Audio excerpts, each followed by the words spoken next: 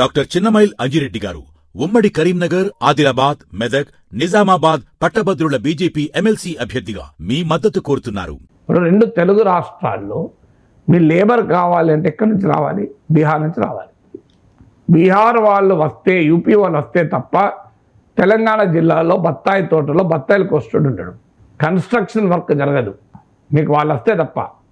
మీరు మరి ఇక్కడ లోకల్గా అన్ఎంప్లాయ్మెంట్ లేదా అంటే బ్రహ్మాండంగా ఉంది.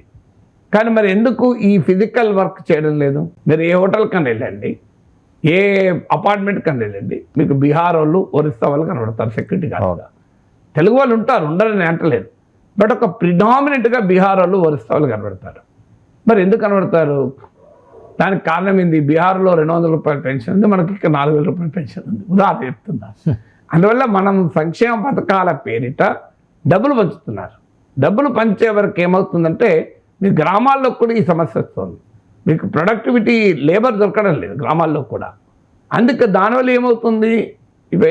యాంత్రికీకరణ, మెకనైజేషన్ పెరుగుతుంది. మెకనైజేషన్ పెరిగే వరకు ఇంకా ఎంప్లాయ్మెంట్ ఆపర్చునిటీస్ తగ్గిపోతాయి.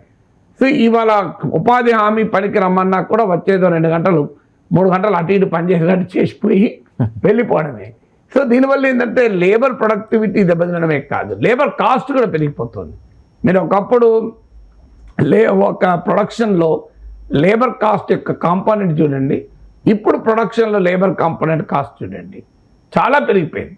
అందువల్ల ఫిజికల్ లేబర్ అవైలబిలిటీ అనేది చాలా పెద్ద ఇష్యూగా మారేది. అందువల్ల మీకు ఎందుకు ప్రభుత్వము సంక్షేమ పథకాల పేరిట డబ్బులు పంచే వరకు కష్టపడి పనిచేయాలి అనేటువంటి స్వభావం తగ్గిపోతుంది అనేది ఒక భావన. అయితే దానికని వాళ్ళని కష్టాల్లో ఉంచాలి అని నేనేమనడం లేదు. ఖచ్చితంగా ప్రజలకు ఆహార భద్రత ఇవ్వాలి, ప్రజలకు చౌకగా ఆహార ధాన్యాలు అందుబాటులో ఉండాలి. కానీ ప్రజల కెపాసిటీని పెంచేదిగా, ప్రజలను ప్రొడక్టివ్ వైపుగా తీసుకెళ్లేది వైపుగా ఈ ఉచితాలు ఉండాలి. అన్ఫార్చునేట్లీ ఆ రకంగా లేదు.